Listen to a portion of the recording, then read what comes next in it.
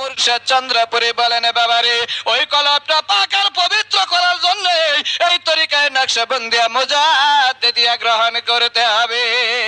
এই তরিকত অতি সহজভাবে সেই আত্মিক পরিশুদ্ধতা ট্রেনিং দেওয়া হয়েছে, যা অন্য কোন তরিকায় এত সহজ এবং অল্প সময়ের মধ্যে সম্ভব নয়।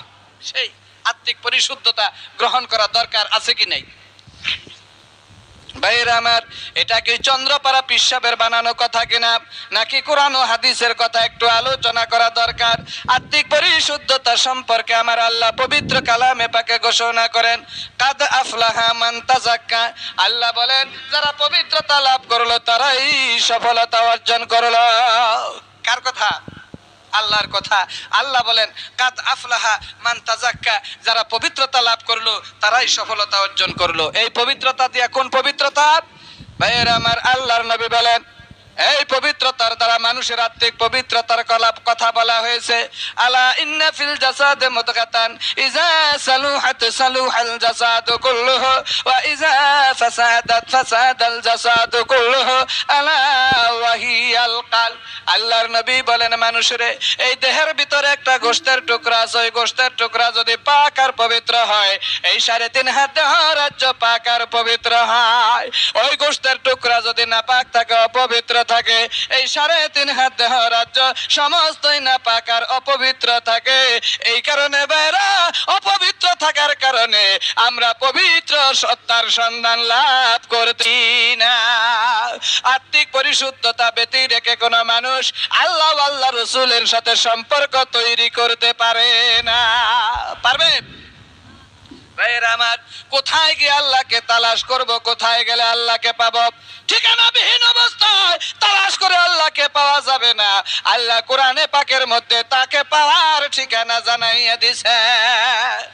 আপনি ঢাকা শহরে গেলেন, একটা লোককে তালাশ করেন, এই লোকের কোনো ঠিকানা আপনার জানা নাই, আপনি কি সেই লোককে খুঁজে ঢাকা শহরে পাবেন? ঠিকানাবিহীন অবস্থায় একটা লোককে যদি ঢাকা শহর থেকে খুঁজে না পাওয়া যায়, এই সৃষ্টি জগৎ থেকে আপনার প্রভুকে, আপনার মালিককে, আল্লাহকে আপনি ঠিকানাবিহীন অবস্থায় কি করে তালাশ করে পাবেন? পাওয়া সম্ভব? ভাইয়েরা আমার, আজকে মুসলমানেরা মসজিদে আল্লাহকে তালাশ করে, হিন্দুরা মন্দিরে তালাশ করে, খ্রিস্টানেরা গির্জায় তালাশ করে। আমার ভাইয়েরা, মসজিদে মন্দিরে গির্জায় তালাশ করে আল্লাহকে পাওয়া যায় কিনা? যায়। ভাইয়েরা আমার, পাইতে হলে আমার ভাইয়েরা, সেটা হলো ট্রেনিং সেন্টার। মসজিদ হলো আল্লাহ পাওয়ার ট্রেনিং সেন্টার। ওখান থেকে ইবাদত করবে, ইবাদতের ট্রেনিং আর প্রশিক্ষণ গ্রহণ করে করে মানুষগুলো আল্লাহ পাকের ঠিকানা সংগ্রহ করে আমলের জিন্দেগি তৈরি করে আল্লাহকে লাভ করবে। আল্লাহ কি মসজিদে, পাহাড়ে, পর্বতে? আমার ভাইরা, কোথায় গিয়ে আল্লাহকে তালাশ করবেন? আমার আল্লাহ কয়, ওয়াফি আনফুসিকুম আফালা তুবসিরুন। আমার আল্লাহ কয়, বান্দারে তোমাদের মাঝেই তো আমি আল্লাহর চিহ্ন আর নিদর্শন বিরাজমান, তোমরা কি তা দেখো না? আফালা তুবসিরুন, ওয়াফি আনফুসিকুম আফালা তুবসিরুন। ও বান্দারা, তোমাদের মাঝে আমি আল্লাহর চিহ্ন আর নিদর্শন বিরাজমান, তোমরা কি দেখো না? অর্থাৎ দেখার মতো চক্ষু নাই, দেখার মতো যোগ্যতা নাই, যার কারণে আমরা দেখতে পাই না। ভাইয়েরা আমার, এই চক্ষু দিয়ে আল্লাহর চিহ্ন আর নিদর্শন দেখা যাবে কিনা? দেখা যাবে না। আত্মার চক্ষু বেঁধে রাখে এই জাহেরা চক্ষু দিয়া আমার আল্লাহর চিহ্ন সমূহ, নিদর্শন সমূহ আমার আপনার মাঝে বিরাজমান, দেখা যায় না, যাবে না। এই চক্ষু দিয়া আমি আমার দেহটাকে পুরোপুরি দেখি। এই চোখ দিয়ে আপনি আপনার দেহ পুরোপুরি দেখেন? দেখা যায় না। এই চোখের অতি নিকটে আপনার কপাল, কপাল কি আপনারা দেখেন? এই চোখের অতি নিকটে আপনার মাথা, তা কি আপনি দেখেন? এই চোখের একেবারেই নিকটে আপনার পিছনে ঘাড়, আপনি কি তা দেখেন? আপনার পিছনে মেরুদণ্ড, আপনি কি দেখেন? তাহলে এই চক্ষু দিয়ে আপনার শরীরের অনেক অংশই আপনি দেখতে পান না। তাহলে বোঝা গেল এই চক্ষু দিয়ে আল্লাহর নিদর্শন সমূহ দেখা যাবে না। আবার আমাকে আমি দেখতে পারি যদি একটা আয়নার সামনে ধরতে পারি, ঠিক না?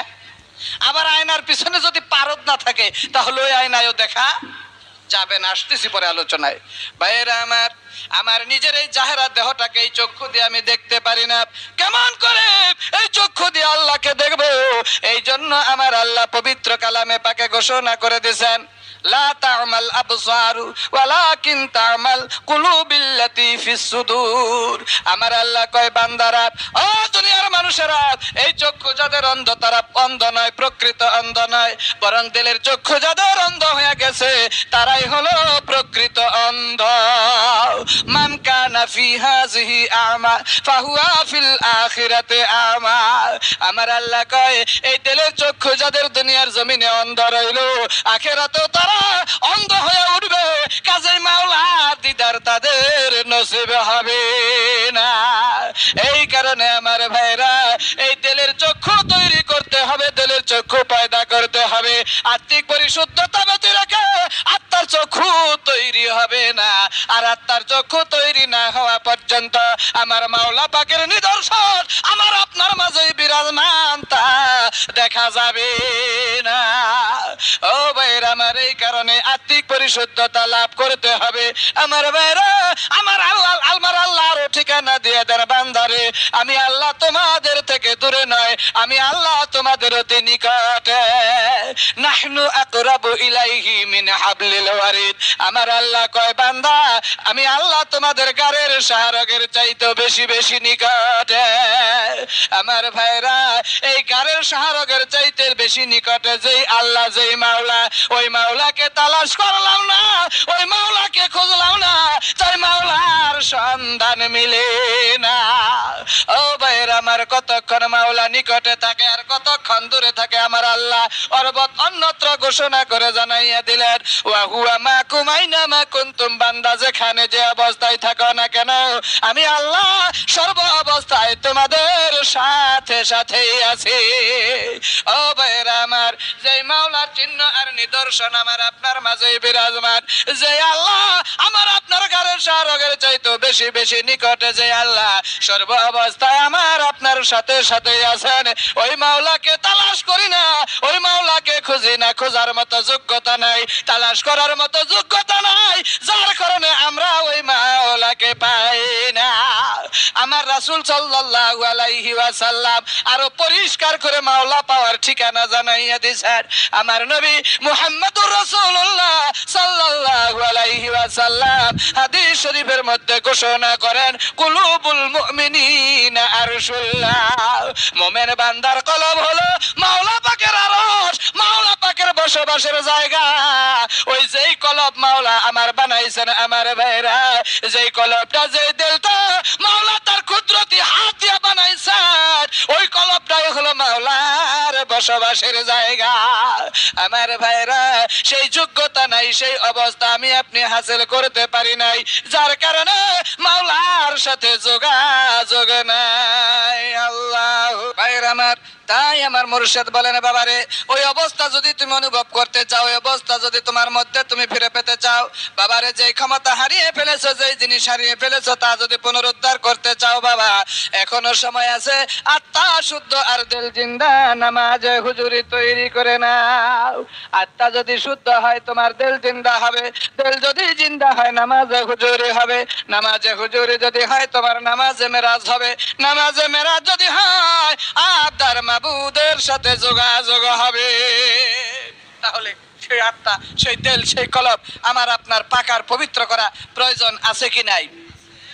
ভাইরা আমার, এই কলব বা তেল বা আত্মা আমার আপনার জন্য যেই রকম পরিষ্কার করা দরকার, আমার ভাইরা মা বোনদের ওই রকম কলব আছে, তেল আছে, অন্তর আত্মা আছে, তাদেরটা ওই রকম পাক আর পবিত্র করা দরকার, ঠিক কিনা? তাই আমার ভাইরা, এই কলবটা পরিষ্কার করার যন্ত্র আর হাতিয়ার, এই কলবকে পাক আর পবিত্র করার যোগ্যতা